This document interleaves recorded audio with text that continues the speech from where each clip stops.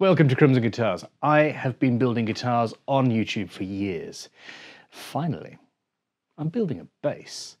This episode has been brought to you by Isotunes. They are currently doing a flash sale up until the 14th of April. You can buy one, get one free on various models, information flashing up on the screen.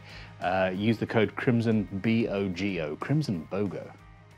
That sounds like a bass model. Yeah. There we go. On with the build.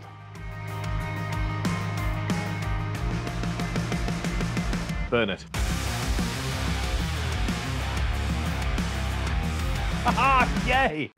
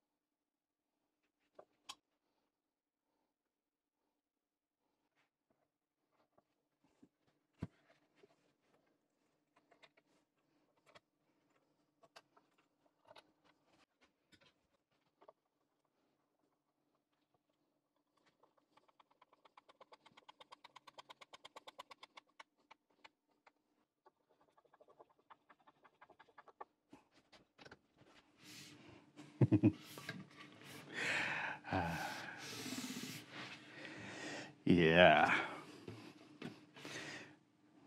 Really light without hardware.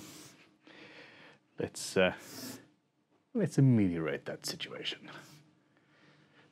Tuners.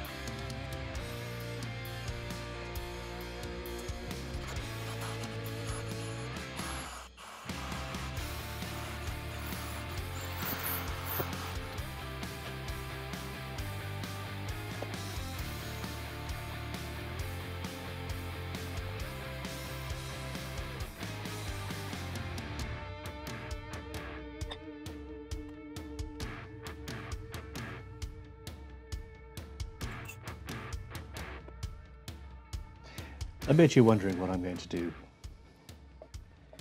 with this scratch paint.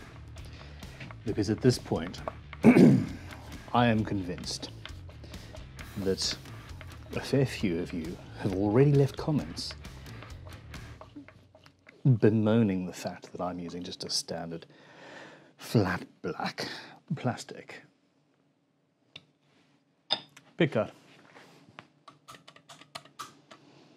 I mean, I am, but then again, I'm not. Not really.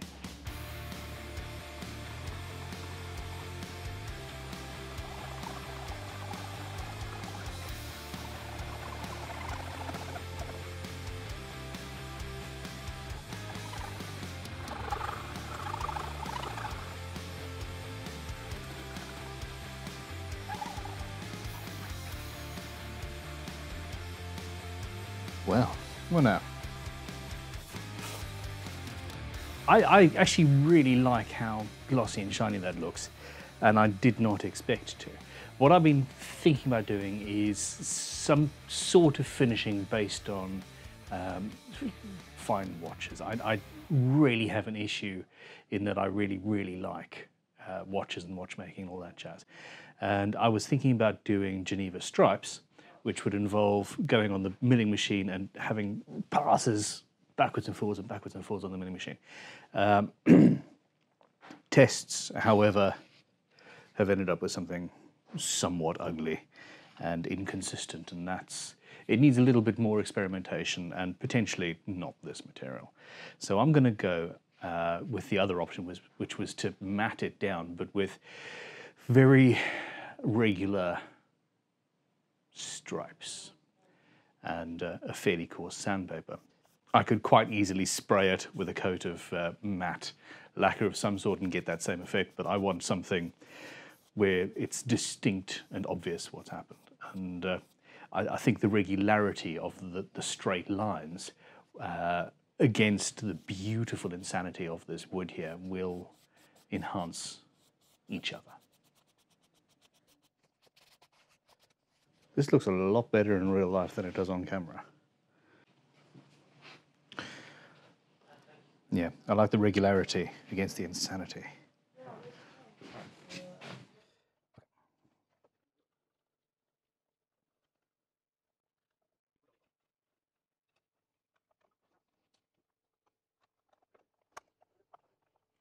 Go on, Pickups, just do what you're told. Don't be so magnetic.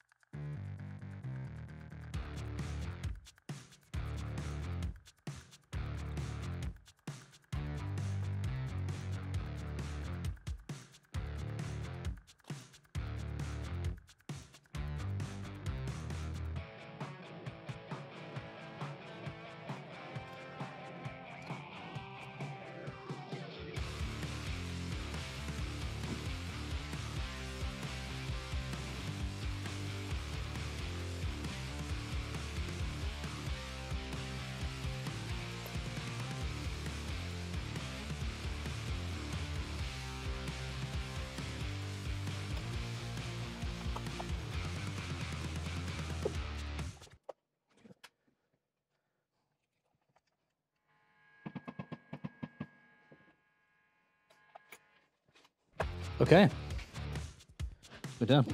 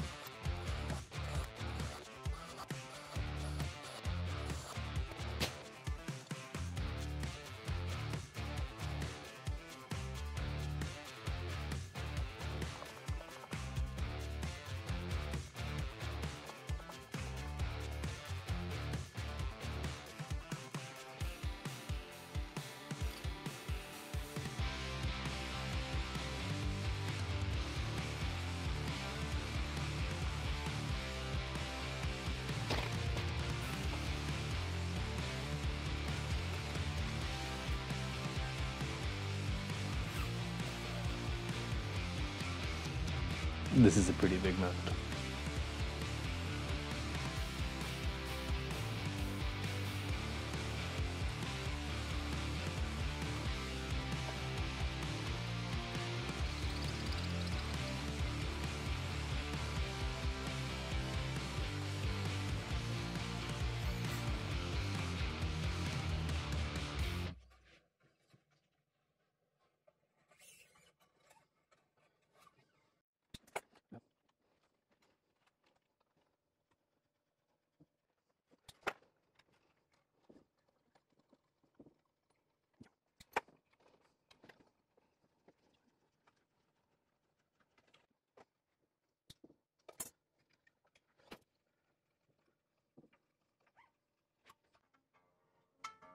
Still needs to be done. I need to.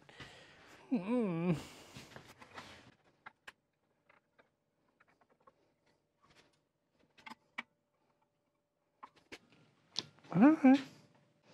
So all of the movement that was in the instrument, because the total lack of strength in the fretboard whatsoever, period, obviously it went the opposite way. The curve that was in the sycamore was the way that it wanted to go, was the opposite to the string tension. The strings pulled it back that way, but now I've got loads of adjustment the other way. So actually, we're all good.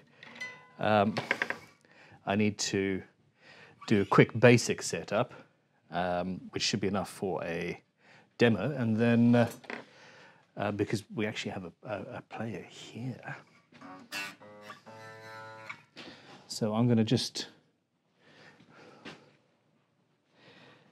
do some stuff here. Phew.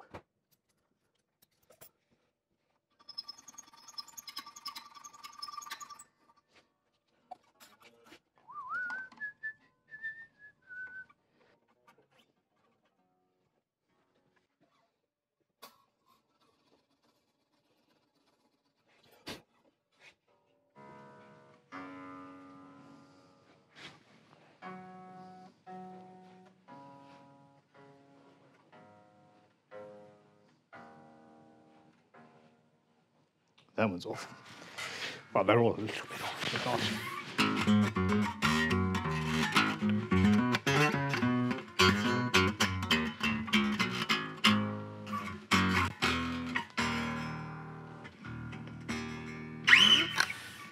All right. So we've got some setting up to do. Give me a bit more neck relief.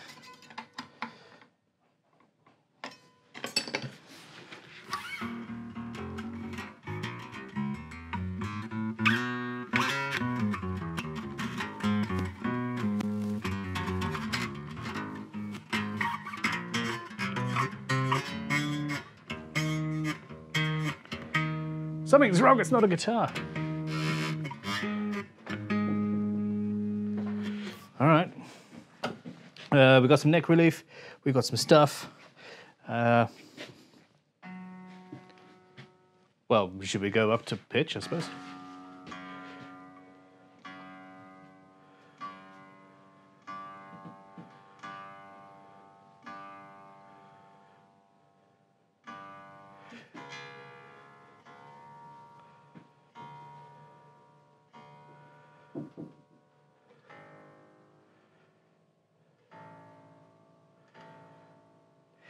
So I'm doing a very basic setup at this point. Honestly, the instrument needs to settle for preferably a good 2, maybe even 3 weeks before we'll really dial it in. Also, I don't know who's going to own this instrument. You know, I've built it on spec for fun. One of you. Hell, the listing went live when this video went live. So it's entirely possible it's gone already.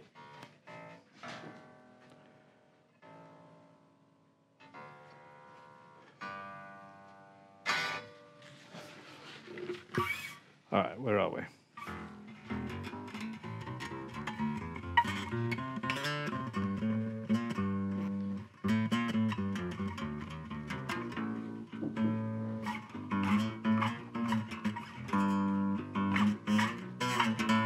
I mean, I might keep it.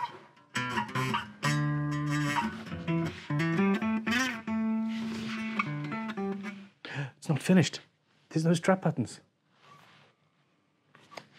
Poop. Hold that thought. Okay, intonation.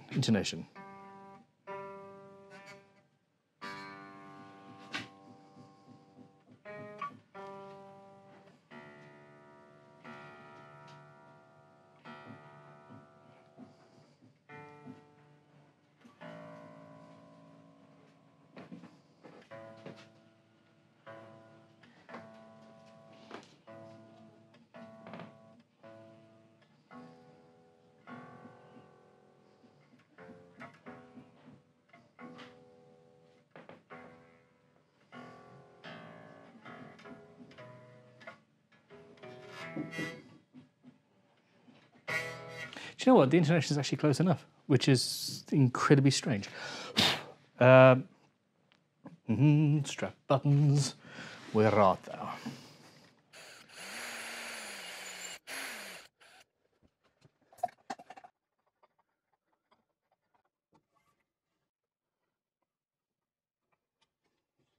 This is, I haven't touched the saddles, I haven't touched the intonation, I have lightly adjusted the relief and the nut, I haven't stretched the strings, I've done none of these things that need to be done.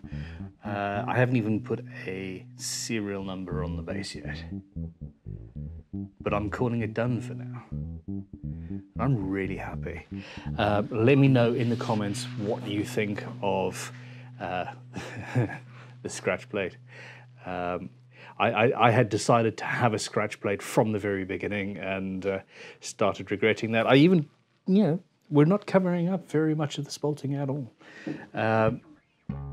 I was really worried about the lack of strength in this insanely beautiful fretboard. And even with 4 truss rods, that was borne out. It was an issue, but an issue that hasn't actually caused any problems with playability because luckily everything went the other way. And I've got more than enough truss rod access and to mess with the final, well, to completely adjust the setup in any way required. I haven't built a bass in years. And I think I'm going to be building another one very, very, very soon.